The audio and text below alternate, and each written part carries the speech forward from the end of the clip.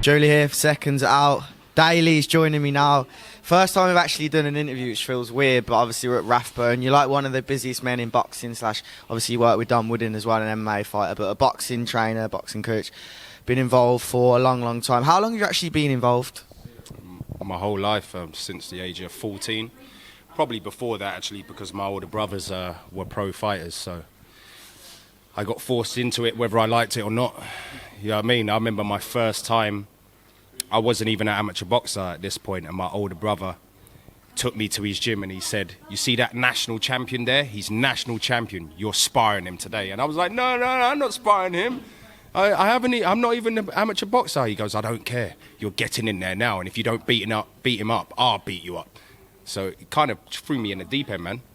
So, yeah. How many fighters do you coach right now? So Dom, Ronnie, Martin, George.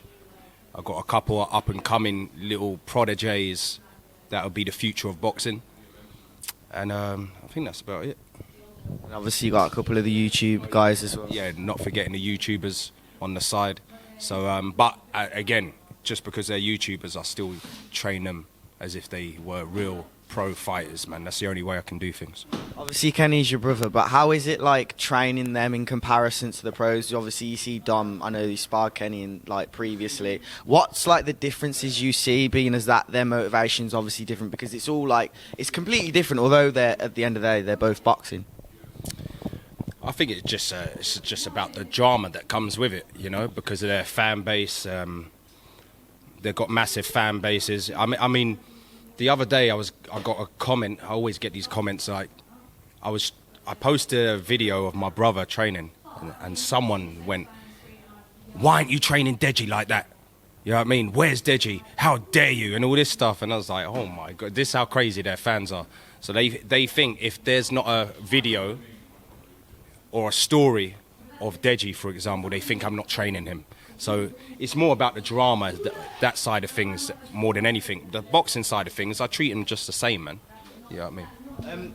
I saw the post about Kenny a couple of weeks ago when the fight was announced. It seems like obviously you're taking this seriously, but it's a big thing for you too. I mean, I want to win.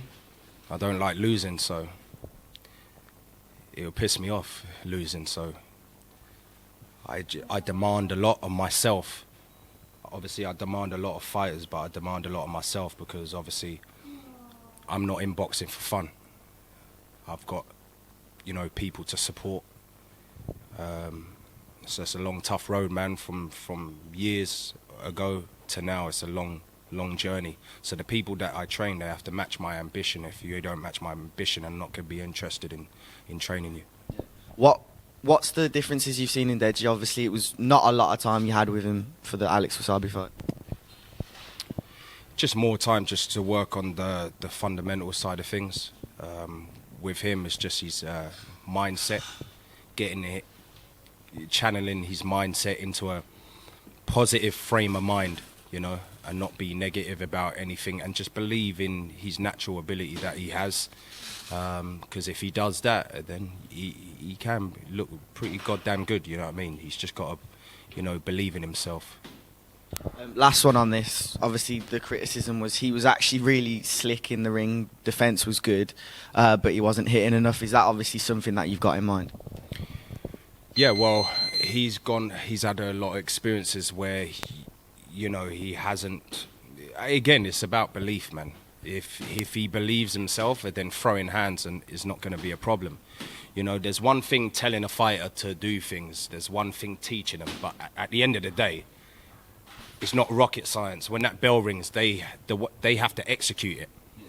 So everyone might go around trying to blame a coach. You know what? I don't give a shit what people say when it comes to criticism of a coach, because at the end of the day, when the bell rings, it's down to them. You know, a coach can only do so much, and that's it. On the wider boxing, back to the pro boxing side of things, what are the other potential up-and-comers? I know you got George Mitchell. What are you working on with them at the moment? Are you always down here at Rathbone as well? Yeah, I don't like, obviously, wherever I am, that's my base. I don't like moving around anywhere. But yeah, got Martin Foru, who's 7-0. So he's got a little injury at the moment, but when he's back, we're looking at, you know, going towards his first titles as a pro. You got George Mitchell, who's 4-0. He was meant to fight last week, but the show's been rearranged. But he now is a TV fighter. He's got a TV deal. He'll be fighting BT Sport, all these fights now. So people are going to start to see who George Mitchell is, who's obviously one hell of a talent. Martin, one hell of a talent. They both complement each other well in the gym, you know, because they're both high level, you know. So good things happening, man. Good things happening.